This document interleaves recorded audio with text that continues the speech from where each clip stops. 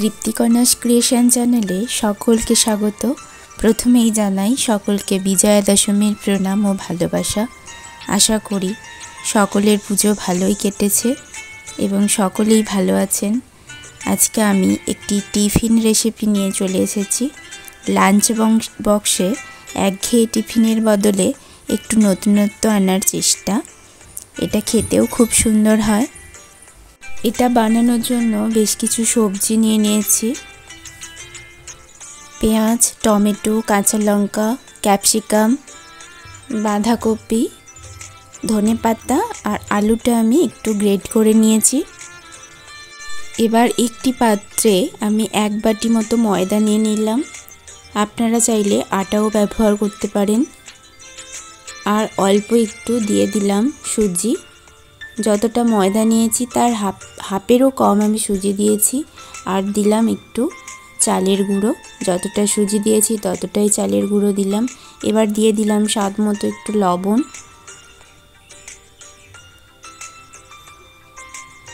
এবার এটা জল দিয়ে আমি ভালো করে মেখে নেব।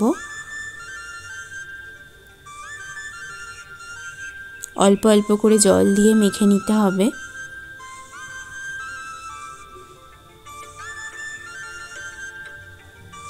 একটু সময় নিয়ে মেখে নিতে হবে এটা।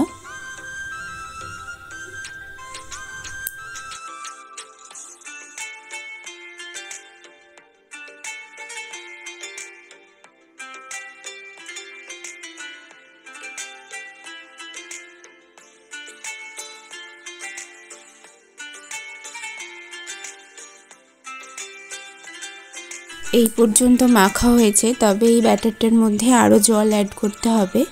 আমি এই সবজিগুলো এখন আপাতত দিয়ে দিলাম। সবজিগুলো দিয়ে ভালো করে মিশিয়ে নেব।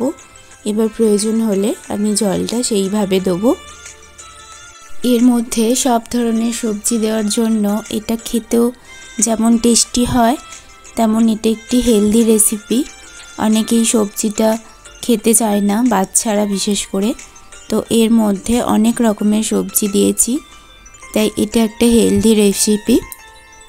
এটা ভাজার জন্য তেলটাও খুব কম লাগে। সব সবজিগুলো এইভাবে মিশিয়ে নিলাম। ব্যাটারটা ঠিক এই রকম হবে, খুব পাতলা করলে হবে না।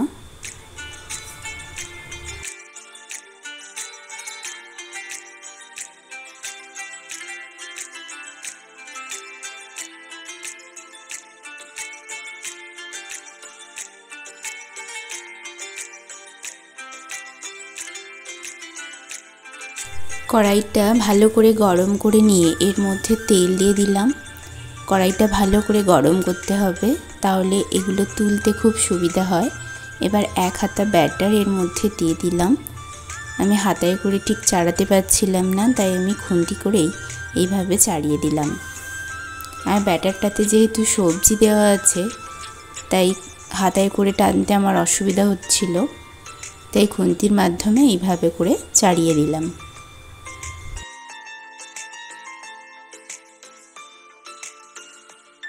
ভালো করে চাড়ানো হয়ে গেলে এটা আমি একটু ঢাকা দিয়ে দেব 1 মিনিটের জন্য।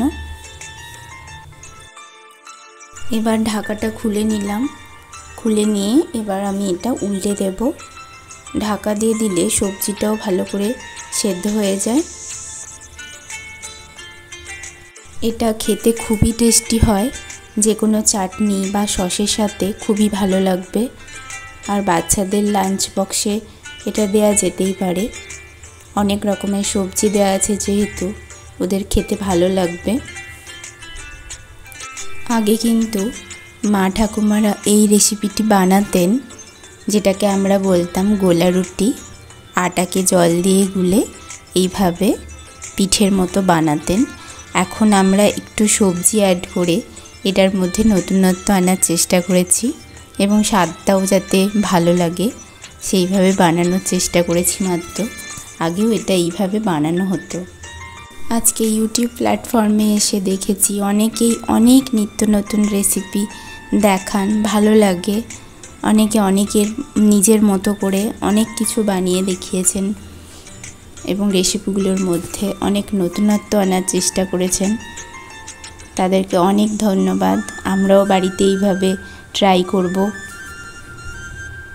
আমার সকল প্রিয় দর্শক বন্ধুদের কাছে একটাই অনুরোধ, প্লিজ ভিডিওটা পুরোটা দেখবেন এবং আমার এই রেসিপিটি যদি ভালো লেগে থাকে লাইক ও কমেন্ট করবেন। আপনাদের অনুপ্রেরণা, আপনাদের সহযোগিতা নিয়েই এগিয়ে যেতে চাই। তো আপনারা প্লিজ পাশে থাকবেন। আর আপনাদের ভালো ভালো কমেন্ট, যেগুলো আমাকে অনেক বেশি উৎসাহিত করে পরবর্তী ভিডিও আনার জন্য। আমি তো ইউটিউব প্ল্যাটফর্মে নতুন। প্রথমে দেখতাম অনেক কমেন্ট আসে, কিন্তু ভিডিওটার ভিউজ থাকে না। প্রথমে কারণটা বুঝতে পারতাম না, তারপর আস্তে আস্তে করে বুঝলাম অনেকে ভিডিওটা খুলেই কমেন্ট করে দেন। ভিডিওর ভেতরের বিষয়বস্তুটা কী সেটা অনেকেই জানেন না। তো তাদের জন্য একটু রিকোয়েস্ট, আপনারা সময় হলে একটু ভিডিওটা দেখবেন। আর একটা কথা আপনাদের সাথে শেয়ার করলাম, আমি তো যেহেতু নতুন তাই দেখি কতগুলো সাবস্ক্রাইবার হলো, আদৌ আমার চ্যানেলটা চলবে কি না। তো মাঝে মাঝে দেখি সাবস্ক্রাইব হঠাৎ করে অনেক কেটে যায়, আবার দেখব দুদিন পরে যেখানে ছিল সেখানেই আসছে সাবস্ক্রাইবার। তো এইভাবে অনেক সাবস্ক্রাইবার কেটে যায়, তখন মাঝে মাঝে মনটা খারাপ লাগে। দেখুন এগুলো ভাজতে ভাজতে কড়াটা অনেকটা পুড়ে গেছে। ঠিক আছে, এই ভালো লাগা খারাপ লাগার মাঝেই এগিয়ে যেতে চাই আপনাদেরই হাত ধরে। আপনারা একটু পাশে থাকবেন।